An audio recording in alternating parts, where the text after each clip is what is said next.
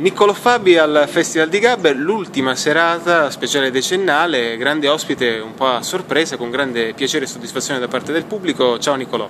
Ciao.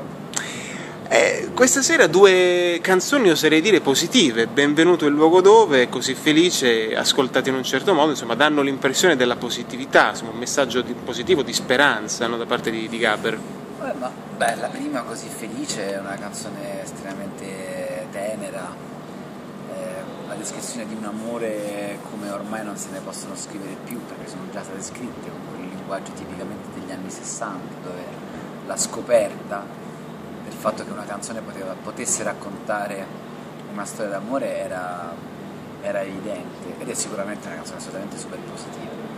Benvenuto il luogo dove è una canzone più complessa, molto più complessa del Gabber, quello già un po' più descrittivo dei costumi del nostro paese.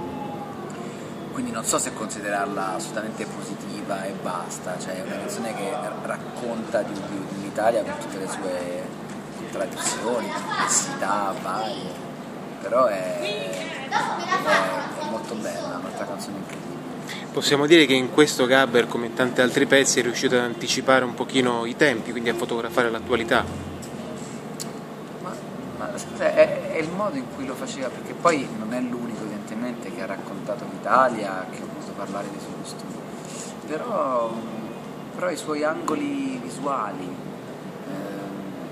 nonché anche poi la sua capacità interpretativa, che non era secondaria, perché un conto è la parte scrittura autorale, un conto è proprio la capacità di rendere quelle parole così penetranti dal punto di vista proprio emotivo. Quindi è qualcosa che andrebbe sicuramente ascoltato. Senti, nell'ultimo album di grandissimo successo che noi abbiamo piacevolmente recensito, c'è una canzone, è una domanda da $1 milione certamente, ma c'è una canzone alla Gabber secondo te? Ce ne sono forse più di una, ma una che avresti questa sera se possibile? Non so, perché comunque ci sono due canzoni che hanno due parole. Una è Una buona idea, che contiene la parola idea, e l'altra è Io, che contiene la parola io, che sono due parole gabberiane da un certo punto di vista, che hanno un po' degli antenati sì, proprio nelle canzoni di Gabber. Vero. Quindi probabilmente una delle due.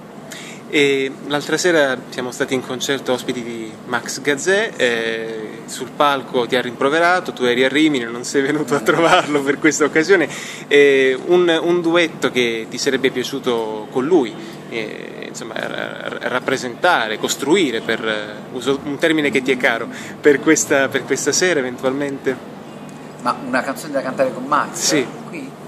Non so, perché ovvio, noi abbiamo questa canzone fatta insieme ormai 16 anni fa, che si chiama Vento d'estate, che è una canzone che ci rendiamo conto che indubbiamente quando la cantiamo insieme è molto diversa. Per quanto ovviamente ognuno di noi magari la possa suonare nei rispettivi concerti, però il momento in cui la facciamo insieme ritorna non soltanto la canzone, ma proprio un momento della nostra vita speciale, che era quello del 98, lui stava nascendo il primo figlio, la nostra vita stava cambiando da musicisti di club a musicisti un po' più conosciuti, quindi quella è una canzone alla quale credo che entrambi rimarremo sempre attaccati. Una ultima domanda.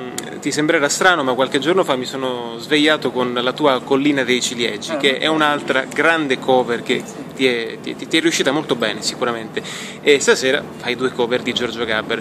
Per il futuro ci potrebbe essere la possibilità di qualcosa legato alle canzoni di altri autori, quindi qualcosa non di tuo? Ma guarda, io ho iniziato a cantare veramente unicamente per cantare le parole che scrivevo, non mi sono mai sentito un cantante, quindi men che mai un interprete di altri.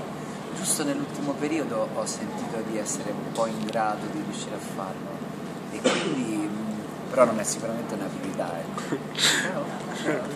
E